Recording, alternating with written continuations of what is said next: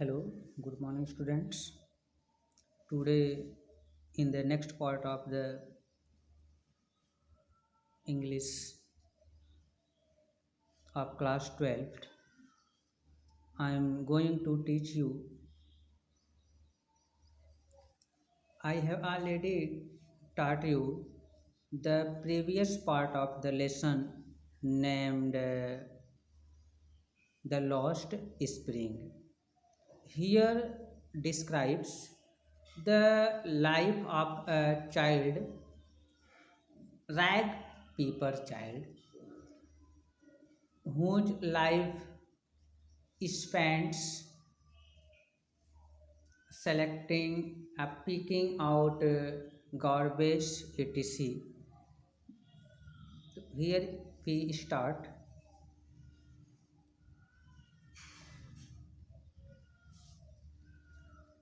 After month of knowing him, I asked him his name.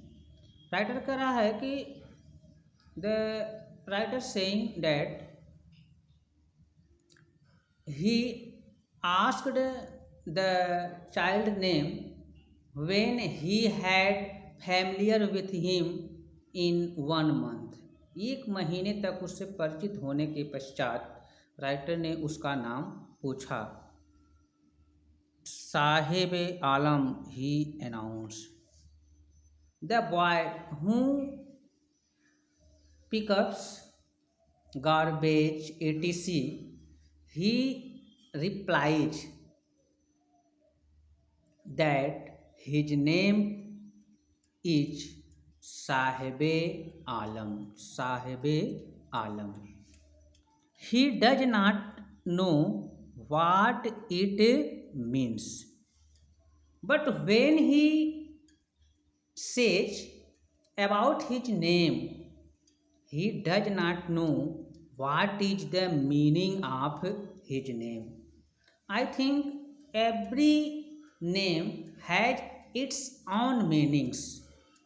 So, the meaning of the name Sahib Alam also has a meaning, but the boy who does not familiar with education, he does not know the meaning of his name. If he knew its meaning, Lord of the universe, he would have a hard time believing it. The writer says that suppose he knows his name's meaning. His name's meaning is the Lord of the universe. The meaning of the name Sahib Alam means the Lord of the universe. पूरे ब्रह्मांड के मालिक साहिब आलम का अर्थ होता था. He would have a hard time believing it.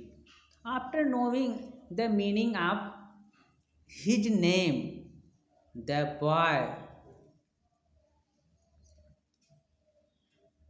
is surprised to believe on it. उसे आश्चर्य था, उसे इसमें विश्वास करना बहुत कठिन लग रहा था कि वह लड़का जो कूड़ा उठाता है, करकट उठाता है, जिसका लगभग में जीवन गार्बेज या बैग पाइपर को उठाने में समाप्त हो जाता है, वह है उसके मीनिंग, उसके नाम का मीनिंग का अर्थ है लॉर्ड ऑफ द यूनिवर्स. उसे इस अपने नाम पर विश्वास नहीं हो रहा था. Unaware of what his name represents, he roams the streets with his friends, an army of barefoot boys who appear like the morning birds and disappear at noon. The writer said that unaware of what his name represents, he roams the street with his friends an army of barefoot boys who appear like the morning bird and disappear at noon. The writer says that unaware of what his name represents, the child did not know what the meaning of his name. He does not familiar about the meaning of his name. He roams the streets with his friends. What was the work of the child is that he roams, he walks in the street of with his friends to pick up the dust, garbage, strips, etc. An army of barefoot boys who appear like the morning birds. The boys who collected garbage, that is called the army of barefoot boys. The boys who had not even a slipper, shoes, etc. His their feet were naked. वे लड़के जो garbage इकट्ठा करते थे और ये सब चीज़ें को कूड़ा करकट इकट्ठा करते थे, वो पूरे मित्रों का समूह था और किसी के पास भी पहनने के लिए न तो चप्पल स्लीपर थे न तो शूज थे, और वो पूरे they all collected in the morning in the street of his on. वे सभी लोग सुबह में अपने खुद की गली में इकट्ठा हो जाते थे. And this appear at a noon, and this appear at a noon, और वो दोपहर को लुप्त हो जाते थे. अर्थात वो सुबह जितने थे कूड़ा उठा लेते थे. And they went back to his home after collecting garbage in the morning. सुबह में गार्बेज को इकट्ठा करने के पश्चात वे वहाँ से चले जाते थे, दोपहर को वापस चले जाते थे. Over the months I have come to recognize each of them. Over the months, I have come to recognize each of them. The writer says that he becomes familiar to every boy after 1 month. एक महीने के पश्चात writer जो है उस प्रत्येक बच्चों से परिचित हो पाया, उनसे मिल पाता है. Next, why are you wearing chappals, sorry, why aren't you wearing chappals I ask. 1.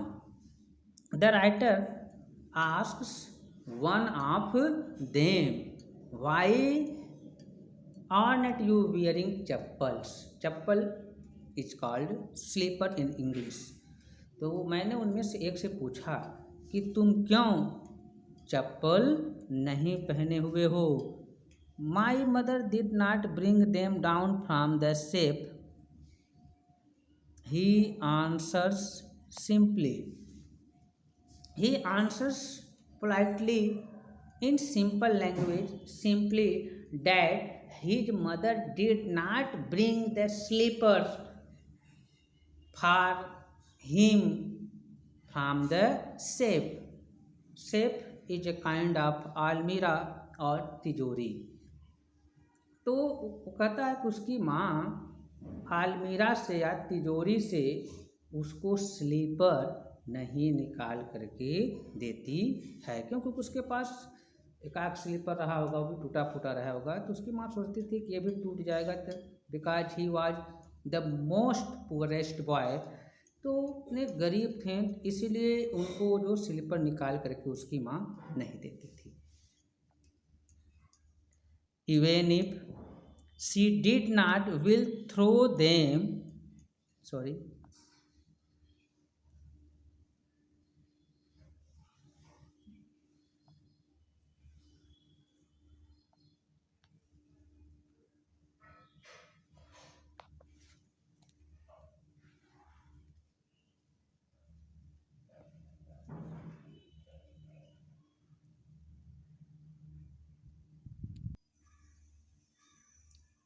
even if she did, he will throw them up. Adds mother, adds another who is wearing shoes that do not match. Even if she did, he will throw them up. Adds another who is wearing shoes that do not match.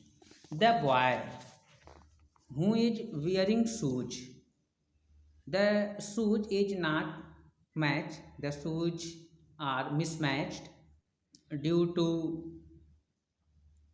tired useless, वो फेंक दिया गया था, उसका कोई use नहीं था। इस कारण वो जो था जूता फटा हुआ था, उसका मैचिंग नहीं था, हो सकता है 2 पैर के जूते हों, इसलिए वो लड़का कहता है कि even if she did he will throw them out. उसका जो अगला मित्र है कहता है कि मान लीजिए उसकी माँ उसे जूता दे देती है, suppose his mother gives him shoes, he will throw them out. तो शूज को क्या करेगा, उसे यह फेंक देगा, इसीलिए वह उसे शूज को देती नहीं है। When I comment on it, he shuffles his feet and says nothing. जब मैंने इस पर कमेंट किया, जब मैंने इस चीज़ पर कमेंट किया, कुछ पूछना चाहा, तो he shuffles his feet and says nothing, तो उसने अपने पैरों को घिसराते हुए पीछे कर दिया और उसने कुछ कहा नहीं।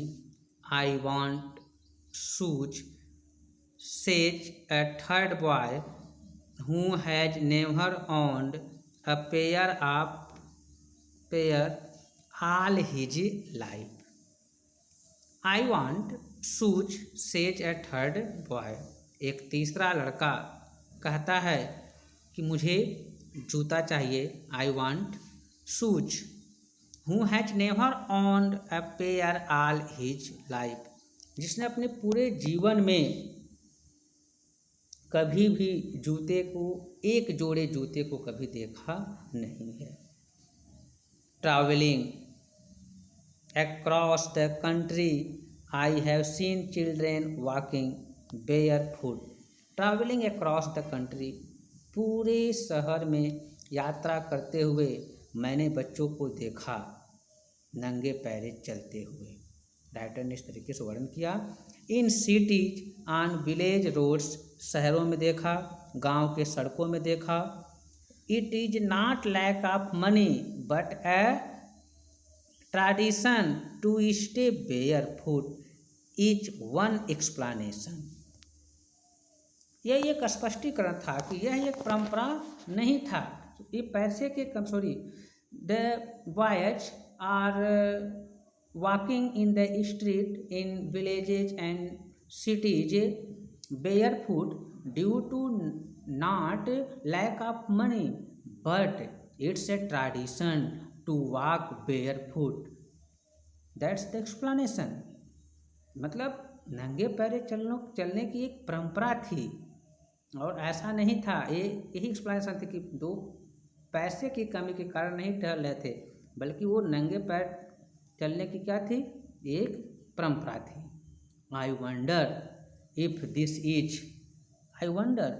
This is only an excuse to explain away a perpetual state of poverty.